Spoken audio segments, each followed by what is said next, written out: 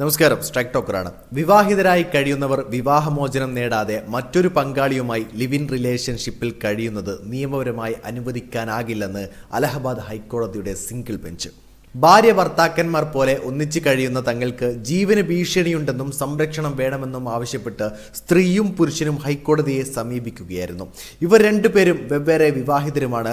അതിനാൽ അതിൽ നിന്ന് വിവാഹമോചനം നേടാതെ ലിവ് ഇൻ റിലേഷൻഷിപ്പ് അനുവദിക്കാനാകില്ലെന്ന് ജസ്റ്റിസ് വിവേക് കുമാർ സിംഗ് വ്യക്തമാക്കി. ഒന്നിച്ചു കഴിയാൻ സംരക്ഷണം വേണമെന്ന ഇവരുടെ ഹർജിയെ സംസ്ഥാന സർക്കാരും എതിർത്തു.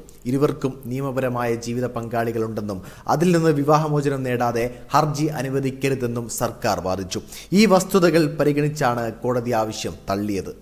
പ്രായപൂർത്തിയായ രണ്ടുപേരുടെ വ്യക്തി സ്വാതന്ത്ര്യത്തിൽ അവരുടെ മാതാപിതാക്കൾക്ക് പോലും ഇടപെടാൻ അവകാശമില്ലെന്ന് ജസ്റ്റിസ് വിവേക് കുമാർ സിംഗ് പറഞ്ഞു. അതേസമയം വ്യക്തി സ്വാതന്ത്ര്യത്തിനുള്ള അവകാശം പരിപൂർണമല്ല.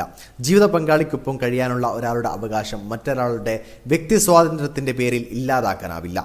ഒരാളുടെ സ്വാതന്ത്ര്യം മറ്റൊരാളുടെ നിയമപരമായ അവകാശത്തിലേക്ക് കടന്നു കയറാനുള്ളതല്ല. അതിനാൽ അവർ ബന്ധപ്പെട്ട കോടതിയിൽ നിന്ന് വിവാഹമോചനം നേടിയ ശേഷമാകണം ഇഷ്ടമുള്ളവരോടൊത്ത് കഴിയുന്നതെന്ന് കോടതി വ്യക്തമാക്കി.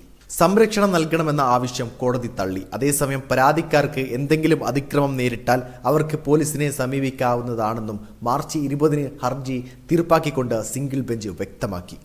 എന്നാൽ ഈ നിരീക്ഷണം വന്ന് 5 ദിവസത്തിന് ശേഷം ഏതാണ്ട് സമാനമായ മറ്റൊരു കേസിൽ അലഹബാദ് ഹൈക്കോടതിയുടെ ഡിവിഷൻ ബെഞ്ച് വ്യത്യസ്തമായൊരു നിരീക്ഷണം നടത്തി.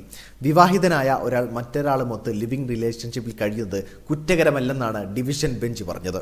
വ്യക്തികളുടെ അവകാശങ്ങൾ സംരക്ഷിക്കുമ്പോൾ പൊതുധാരണകളോ ധാർമ്മികതയോ അഭിപ്രായങ്ങളോ അല്ല കോടതിയുടെ തീരുമാനങ്ങളെ സ്വാധീനിക്കുകയെന്ന് ജസ്റ്റിസുമാരായ ജെ മുനീർ, തരുൺ സക്സേന എന്നിവരുടെ ബെഞ്ച് പറഞ്ഞു.